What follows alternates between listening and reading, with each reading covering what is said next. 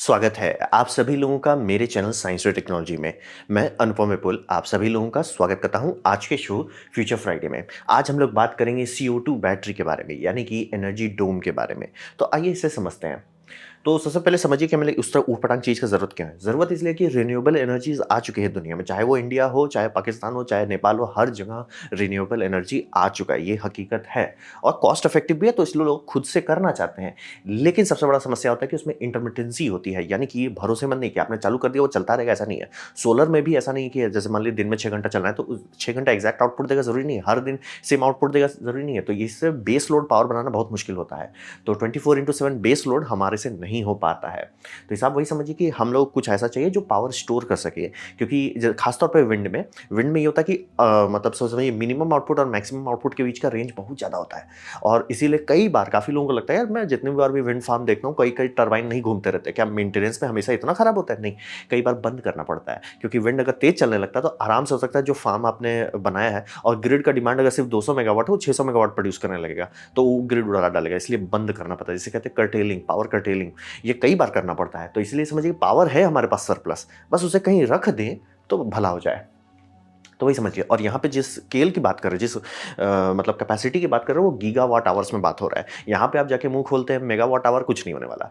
कई कई gigawatt our चाहिए तब जाके हाँ भाई कुछ हो सकता है। ऐसे कई सारे पंप्ड हाइड्रो हैं देश में, दुनिया में, इंडिया में, चाइना में, यूएसए में, जो मतलब हाँ मतलब अगर उसको पूरा सोलर से चार्ज किया जाता है तो आराम से कर सकते। सोलर 24/7 चल रहा है। क्यों?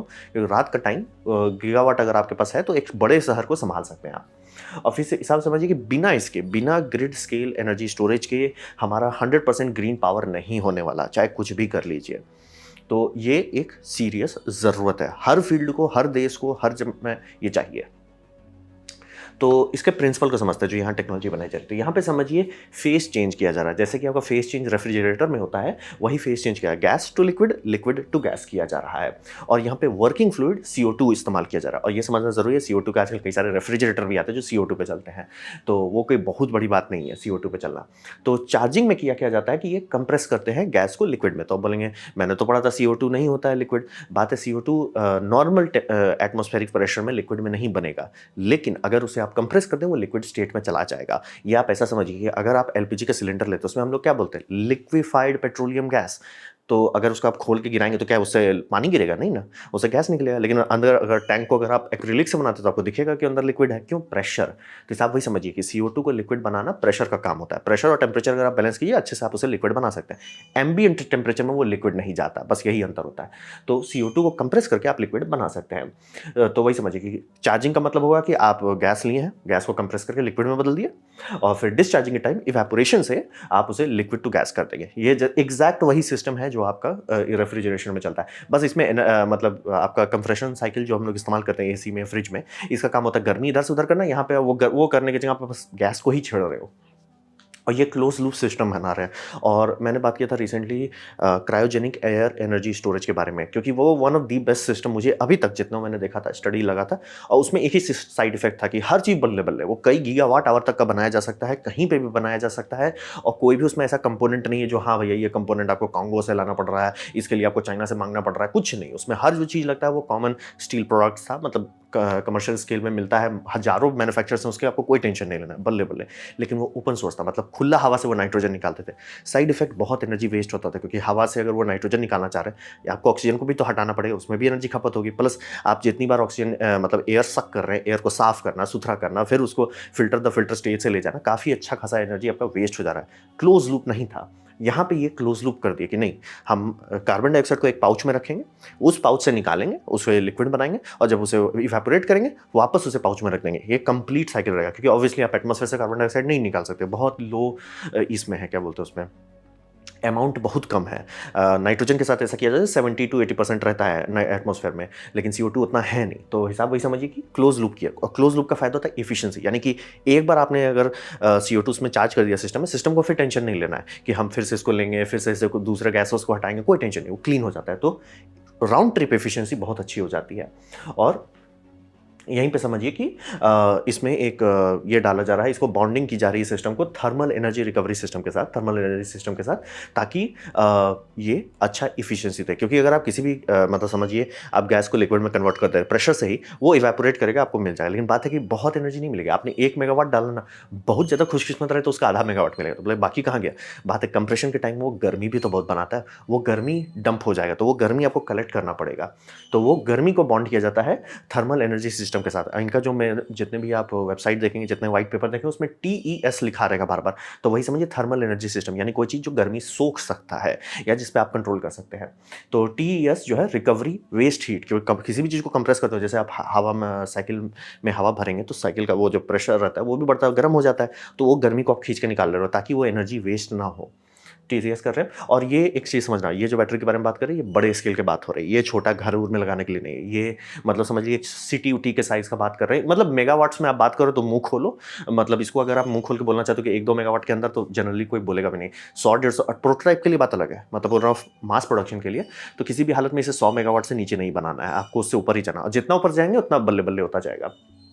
और ये टर्बो एक्सपेंडर कोर के तौर पे इस्तेमाल करेंगे, जैसे कंप्रेसर बोल रहे हैं, टर्बो एक्सपेंडर आजकल इस्तेमाल किया जाता है काफ़ी जगह पे, क्योंकि ये समझिए एक साइड से कंप्रेशन और दूसरी साइड से डिकम्प्रेशन एक साथ कर सकता है, और इसमें आप मोटर जनरेटर कम्बो यूनिट लगा के सारा काम निपटा सकते हैं। और ये समझिए 2 stage thermal energy recovery system है। जैसे क्रायोजेनिक एयर स्टोरेज में भी मैंने बताया था कि काफ़ी लोग कर सकते हैं, लेकिन 25% एनर्जी एफिशिएंसी आती है, यानी कि 1 मेगावाट डाली और 250 किलोवाट निकाली है। तो भाई ऐसा कैसे हो जाएगा? वही वेस्ट हो रहा है बहुत एनर्जी, तो यहाँ पे वेस्ट ना हो इसलिए 2 अलग-अलग सिस्टम लगाए गए हैं। एक सिस्टम जो वो कह रहे हैं थर्मल एनर्जी सिस्टम जो है टीईएस, उन्होंने एग्जैक्ट नहीं बताया, वो कह रहे हैं प्रोप्राइटरी है। मुझे लग रहा है कि वो उस पत्थर ही होगा, क्योंकि ऐसा एग्जैक्ट सेम चीज़ थर्मल क्रायोजेनिक वालों ने भी किया था, तो जितना खोदते-खोदते मिला स्टोन ही वही सूट करता है कि वहाँ क्या होगा। और दूसरा पानी, पानी गर्मी काफ़ी अच्छा से अब्ज़ॉर्ब करता है, तो हाई टेम्परेचर का हीट पानी सँभाल ले रहा है, हम सीख ले रहे हैं, हम सोख ले रहे हैं, और वो एनर्जी इवेपोरेशन के टाइम में आप दोबारा डालोगे ताकि इवेपोरेशन का प्रोसेस हाई पावर हो जाए। तो वही समझिए कि मेन हो रहा है आपका, गैस को ले रहे हो, लिक्विड में बदल रहे हो, लिक्विड को इवेपोरेट कर रहे हो, गैस में बदल रहे हो, और ये मतलब कंप्रेशन में डालने के लिए आप एब्जॉर्ब करोगे एनर्जी। जैसे मान लीजिए आपका ग्रिड का रिक्वायरमेंट है 200 मेगावाट, विंड फार्म आपका 600 दे रहा है, आप उसे बंद करने की जगह बोले भैया ये एनर्जी इधर डाइवर्ट कर दो, वो अपना सोखने लगेगा एनर्जी, वो मतलब समझिए ग्रिड पे ऑन डिमांड लोड मारेगा, चार्जिंग करने लगेगा, और जिस टाइम रात हो गया, सोलर फार्म का आउटपुट कम होगा, ये अपना डिस्चार्ज करने लगेगा। तो इसकी वर्किंग से संबंध है। इस तरह का आपको ये डिज़ाइन मिलेगा एनर्जी डोम का, और ये डोम का स्ट्रक्चर इसलिए बनाया क्योंकि बहुत बड़ा गैस वॉल्यूम का बात कर रहे हैं। तो ये कोई ज़्यादा तिगड़म वाला चीज़ नहीं है, ये डबल ब्लैडर गैस बनाया गया है और गैस पूरी तरह से सील रहेगा, बाहर लीक नहीं होगा। CO2 बस वर्किंग फ्लूइड है। क्या इसके जगह कुछ और हो सकता है? मे बी बहुत सारे और गैसेस हो सकते हैं जिसका प्रॉपर्टीज़ के आसपास हो, जैसे कि आपका एलपीजी, लेकिन आप समझ सकते हो कि बूम वाला चीज़ आप नहीं करना चाहोगे। तो इसीलिए समझिए कि यहाँ पे ऐसा गैस चाहिए जो प्रेशर में लिक्विफाई हो जाए, जैसे एलपीजी होता है।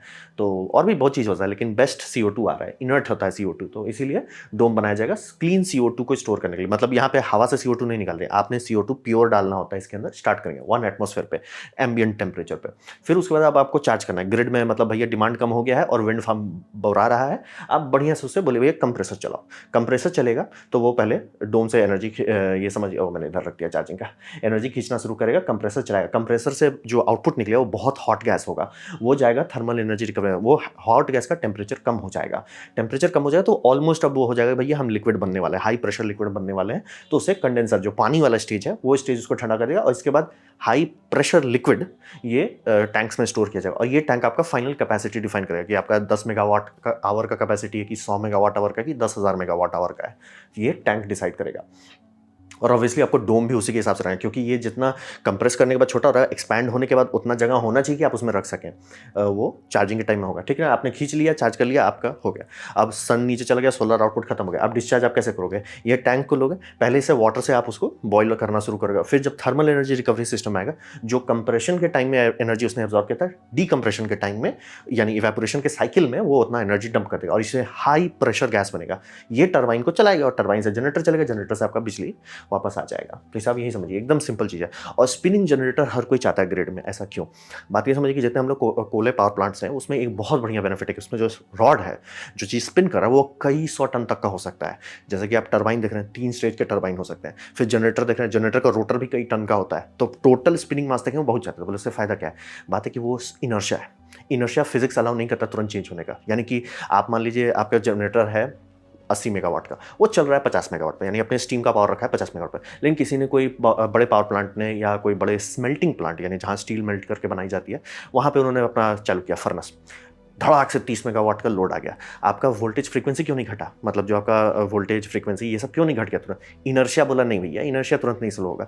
अब वहाँ पे कंप्यूटर लगा रहता है, चेकते रहता है फ्रीक्वेंसी, फ्रीक्वेंसी देख रहा है कि भैया इंडिया में इसमें 50 हर्ट्ज है, वो देखा 49.994, ध्यान देने लगेगा भाई कुछ हो रहा है का, 49.98, भैया लोड पड़ गया है ग्रिड पे। इनर्शिया तुरंत स्लो होने नहीं देगा, वो इनर्शिया हर कोई चाहता है, तभी वो फ्रीक्वेंसी हमारी स्टेबल रहती है। वो देखेगा हाँ भैया स्लो हो रहा है, क्यों हो रहा है? क्योंकि किसी ने लोड डाला, इनर्शिया थोड़ा देर का आपको बफर दे दिया।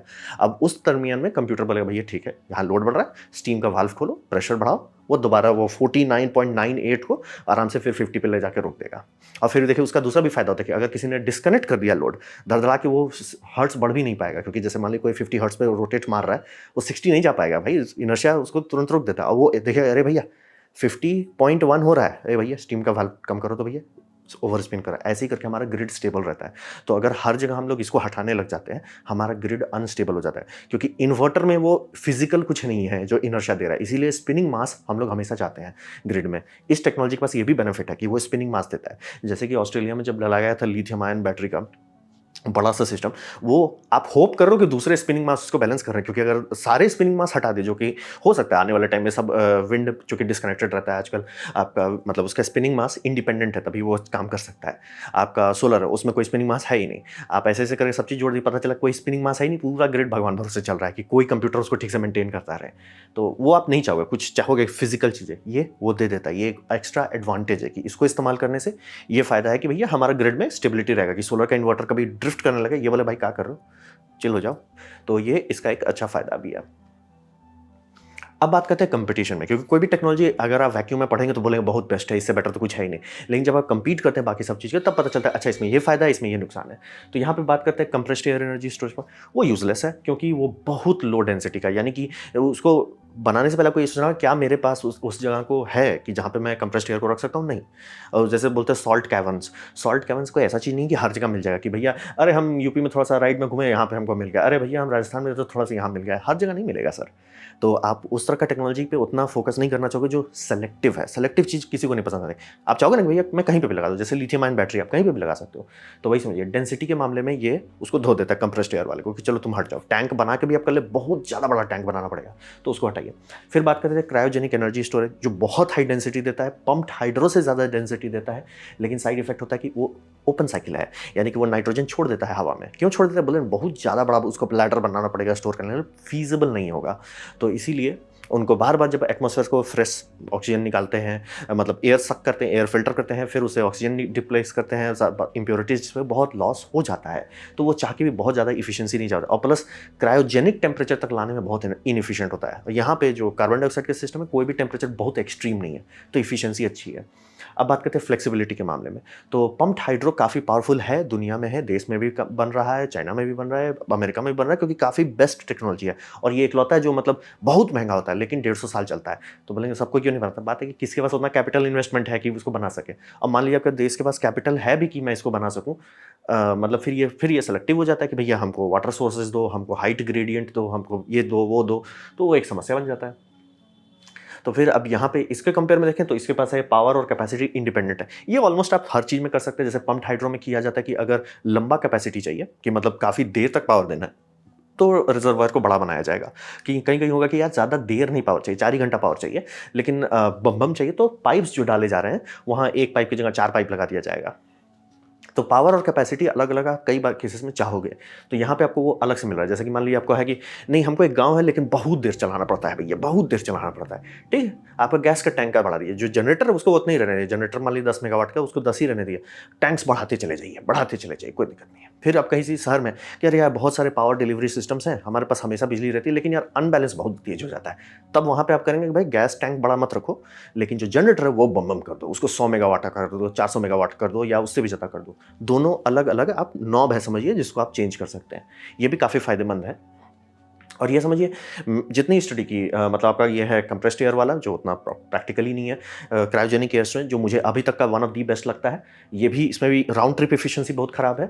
तो ये बेस्ट ऑफ ऑल वर्ल्ड दे रहा है, यानी कि कोई भी इसमें इनहेरेंट साइड इफेक्ट नहीं दे रहा। हाँ, साइज़ बड़ा है इसमें एकदम मतलब मत मिस्टेक कीजिए, साइज़ इसका छोटा है, साइज़ बड़ा है, काफ़ी बड़ा है, लेकिन मतलब साइज़ इसका क्रायोजेनिक एयर स्टोरेज से भी बड़ा आएगा, लेकिन कंप्रेस्ड एयर से छोटा आएगा और पम्प्ड हाइड्रो से भी छोटा ही आएगा। तो साइज़ उतना पागल जैसा बड़ा नहीं है, बड़ा है और इसमें लो कॉस्ट है, क्योंकि क्रायोजेनिक टेम्परेचर पे जाना सुनने में बहुत अच्छा है, डेंसिटी बढ़ा दिया बल्ले-बल्ले, लेकिन मेटल का दाम आपका भाग गया ना सर। आप जहाँ बोलेंगे कि लिक्विड नाइट्रोजन को सँभालने वाला मेटल, उसका दाम बहुत ज़्यादा होता है। वहीं बोलिए टेम्परेचर कि भैया ये टैंक है, ये 70 बार सँभाल सके। अरे भैया गाड़ी में मुझसे ज़्यादा लगाते हैं, कोई टेंशन वाली बात नहीं। ये 300 डिग्री सेल्सियस बर्दाश्त कर सकेंगे, नॉर्मल स्टील के लिए बर्दाश्त कर लेगा, कोई टेंशन वाली बात नहीं है। तो वो समझना ज़रूरी होता है कि आपका टोटल सिस्टम कॉस्ट उस वर्स्ट केस के हिसाब से बनाया जाता है कि यहाँ पे सबसे हॉट जो है वो भी मैनेज होना चाहिए, वो ये कर लेगा। और प्लस इसके जो सीईओ हैं, इन्होंने इंटरव्यू दिया था, उसने एक बहुत अच्छी बात बताई। टरबाइन के केस में एक सबसे बड़ा दिक्कत होता है कि टरबाइन को मेंटेनेंस के लिए बंद करना पड़ता है, क्योंकि इसमें आप हाई हीट का कुछ भी डाल रहे हो, हाई हीट गैस डाल रहे हो, जैसे कि स्टीम डाल रहे हो, वो वेयर डाउन करेगा। लेकिन अगर का हीट 300 डिग्री सेल्सियस है, स्टीम का टरबाइन को अगर आप इससे चलाते हैं मतलब हाई प्रेशर CO2 से, जो सिर्फ 300 डिग्री सेल्सियस का है, उसको फर्क ही नहीं पड़ेगा। बोले भैया हमें मेंटेनेंस के लिए शट डाउन ही मत करो। तो मतलब वही हार्डवेयर, वही सीमेंस से आप खरीदिए, वही आप ABB से खरीदिए, वही आप खरीदिए, उसको कोई फर्क नहीं पड़ेगा। इसलिए हाँ सर, मेंटेनेंस करते ही नहीं है, कुछ बिगड़ता ही नहीं है सर, और पूरा क्लोज लूप है, तो साइड इफेक्ट नहीं है। तो कंपटीशन के मामले में ये जेन्युइनली काफ़ी अच्छा दिखा। मतलब ये क्रायोजेनिक एयर स्टोरेज को लेके एक स्टेप ऊपर चला गया। इसमें भी मेन बेनिफिट क्यों आ रहा है, डेंसिटी, फेस चेंज कर रहे हैं। इसमें क्यों नहीं है डेंसिटी, कंप्रेस्ड एयर में फेस चेंज नहीं हो रहा है। तो वही करके ये ऑलमोस्ट सारे समस्या को सॉल्व कर देता है। तो बात करते हैं भविष्य में क्या होगा।